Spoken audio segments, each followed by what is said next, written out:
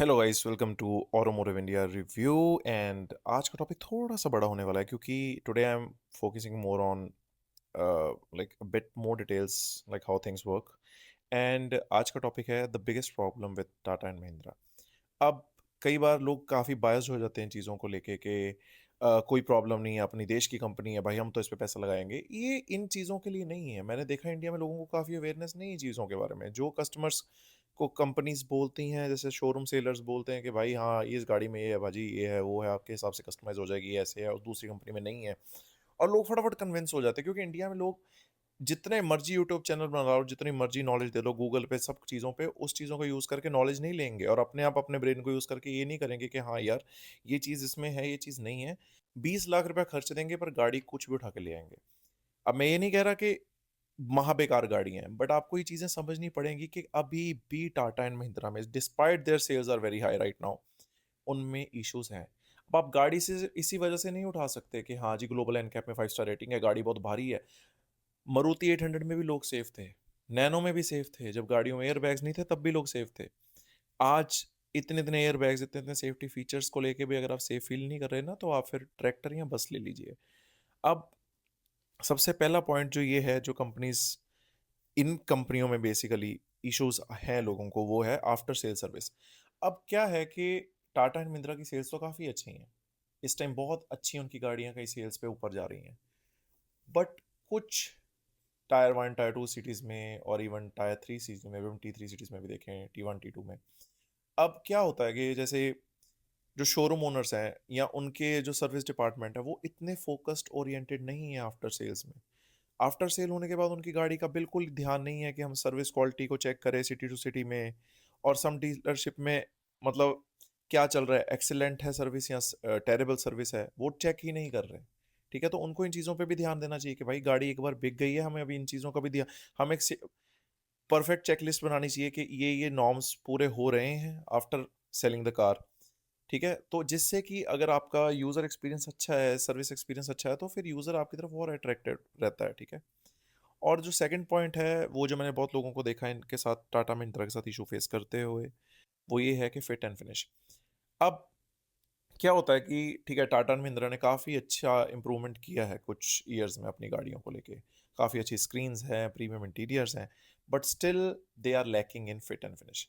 अब उसमें क्या है, जैसे कि रैटलिंग साउंड है, ओवर टाइम रैटलिंग नॉइसेज आने लग पड़ती हैं डैशबोर्ड में, डोर्स में, ठीक है, डोर ट्रिम्स में एंड ऑल दैट स्टफ। अब पैनल गैप्स हैं, इंटरनली भी एक्सटर्नली भी। अभी इंटीरियर्स में भी आपको कहीं कहीं जगह पे प्लास्टिक में पैनल गैप्स दिखेंगे, एक्सटर्नली भी आपको कई बार बोनट से साइड फेंडर में आपको थोड़े थोड़े पैनल गैप्स दिखते रहते हैं, और इन गाड़ीज में ये इश्यूज काफ़ी हैं। पेंट की फिनिश भी थोड़ी इनकंसिस्टेंट है टाटा एंड महिंद्रा में। इन चीज़ों को लेके कंपनी को अपने मटेरियल्स को लेके, अपने प्लास्टिक्स को लेके थोड़ा सा ध्यान देना चाहिए। ठीक है, जितने लेवल की और जितना वो इंटरनेशनल प्रोडक्ट अब बना रहे हैं।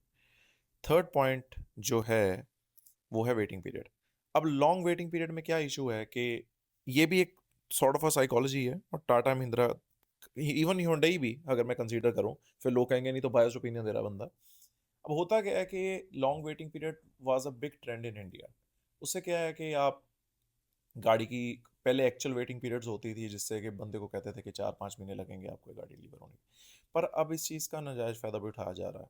क्या होता है कि पहले ही गाड़ी की हाइप बनाने के लिए, जैसे कि फॉर एग्जांपल थार की हो गई, ठीक है, या कुछ एक स्पेसिफिक, खास करके महिंद्रा की, मैंने टाटा का इतना नहीं देखा इसमें। महिंद्रा की जैसे कोई गाड़ी स्कॉर्पियो है या उनकी थार है, XUV 700, उसका वेटिंग पीरियड जी 1 साल तक है, अप टू 6 मंथ्स है, जिससे कि क्लाइंट को ऑलरेडी लगता है। फिर उसमें भी जो शोरूम ओनर्स हैं वो ऊपर से ब्लैक में 2-2 लाख 3-3 लाख खा रहे हैं। आपने कई यूट्यूब पे वीडियोस भी देखे होंगे जिसमें साहब बोल रहे हैं कि मेरी गाड़ी सर यहाँ पे थी, मेरे ऑलरेडी आज डिलीवरी डेट थी, बट मुझे कह रहे हैं कि आपको अगर गाड़ी चाहिए, मॉडल चाहिए, तो आप हमें 2 लाख दे के ले जाओ। तो ये सब चीज़ें कंपनी को कहीं ना कहीं, अब कस्टमर को ये नहीं लगता कि एक पर्टिकुलर कंपनी, शोरूम ओनर मेरे साथ ये कर रहा है, they start defaming the company. तो उससे वो ये नहीं कहेगा कि इस पर्टिकुलर सिटी के पर्टिकुलर शोरूम ओनर ने मेरे साथ ऐसे किया, वो यही पॉइंट करेंगे कि ये कंपनी ही बेकार है।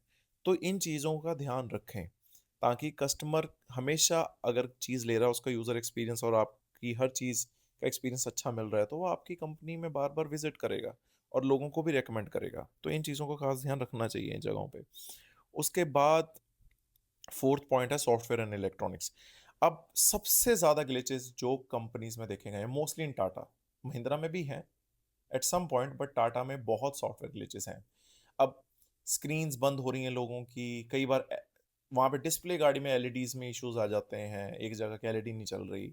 लॉन्च इवेंट में कई बार देखा गया टाटा की पिछली बैक एलईडीज में, या एक ओवर टाइम उनकी एलईडी का कलर चेंज होने लग पड़ता है, या अंदर सॉफ्टवेयर में इतने ग्लिचेस हैं कि कई बार सेंसर काम नहीं कर रहा, एडास में ग्लिच आ जाता है, रैंडम वार्निंग लाइट्स आ जाती हैं, इंफोटेनमेंट लैग होने लग पड़ता है।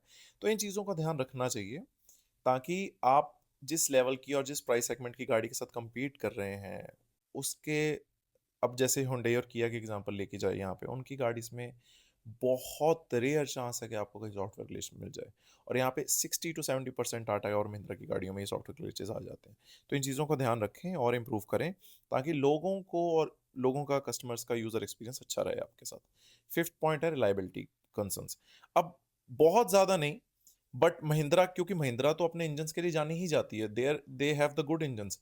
बट अब रिलायबिलिटी कंसर्न क्या है कि जैसे अब रिसेंटली, अब जित जैसे कि इंडियन ब्रांड्स हैं, they are more focus on, I already mention that, कि उनकी दिखती कैसी है, लुक्स कैसी हैं, बट इंजन डिपार्टमेंट अभी भी टेस्टिंग में, कितने साल हुए उस इंजन को पर्टिकुलर को रिलीज हुए, तो थोड़े बहुत रिलायबिलिटी कंसर्न्स भी हैं कि कार कैसे एज करेगी, ठीक है।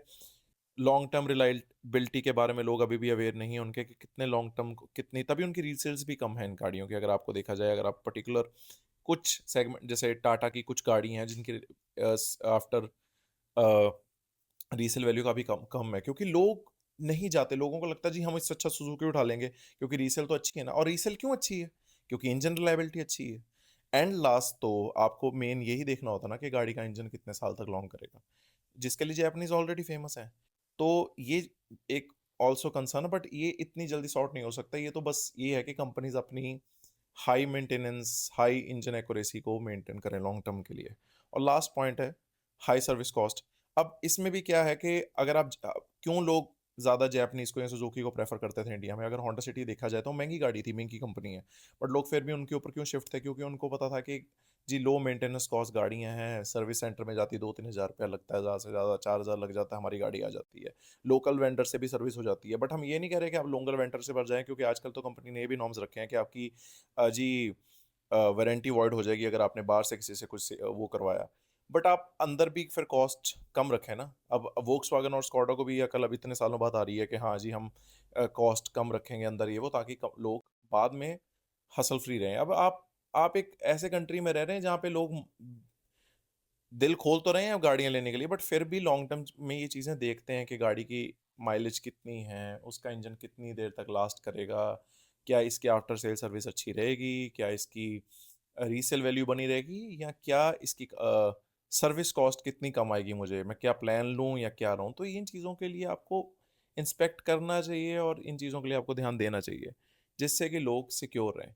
बाकी आप नए हैं जो चैनल को सब्सक्राइब करिए, मैं और नई नई वीडियोस ऐसी डालते रहूँगा लॉन्ग टर्म के लिए।